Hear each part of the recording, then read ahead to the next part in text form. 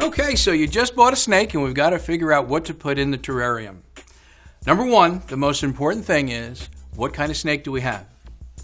And the reason why that's important is, this king snake requires basically the same thing as a python would, but the terrarium needs to be more humid for the python, needs to be a little bit warmer than it does for our corn, our kings, our milk snakes. So what accessories do we put in? Basically, for every snake, we need to make sure that the terrarium is the proper size. An easy way to figure that out is, if you know the length of the snake, if you add the length of the terrarium to the width of the terrarium, it needs to be a little longer than the length of the snake. And of course, remember, some of these snakes are going to get large, so you'll be increasing the size of the terrarium as you go along. And along with it, the accessories. The accessories need to be, number one, easily cleaned. That's so important with our snakes.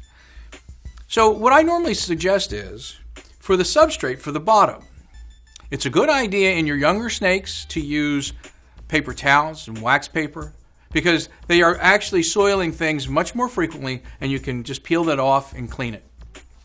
As they get a little bit larger, they're making a little bit more of a mess, but less frequently, and it's very important to be able to clean it. What I would suggest is AstroTurf. You can also use cypress mulch and some wood bark mulches and things. Be very conscious if you're using a natural bark or mulch that when you feed your snake, that they aren't getting the mulch with the bait, because they can't absorb it and they can cause obstructions.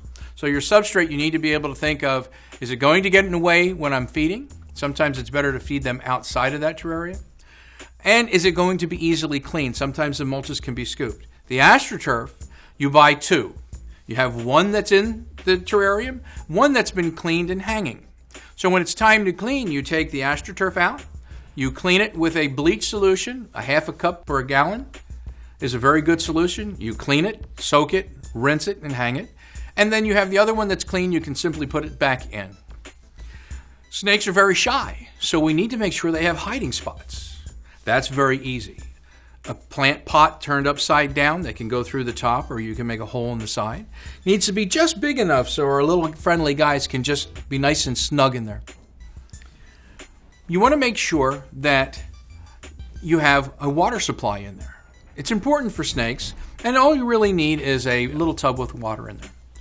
Needs to be deep enough that they just can cover themselves. And it's very important because it helps stimulate them to go to the bathroom. It helps with their digestion. It will help moisten when it's time for them to shed, and it keeps the humidity in the terrarium. Sometimes that's all you'll need to help with the humidity. One of the most important things in our terrarium is we have to make sure that the lid has a latch. These little guys are little Houdinis, and they're very strong. They can push the lid off of your terrarium, so a very important accessory is a latch on the lid. The other thing that's very important is making sure they have proper lighting.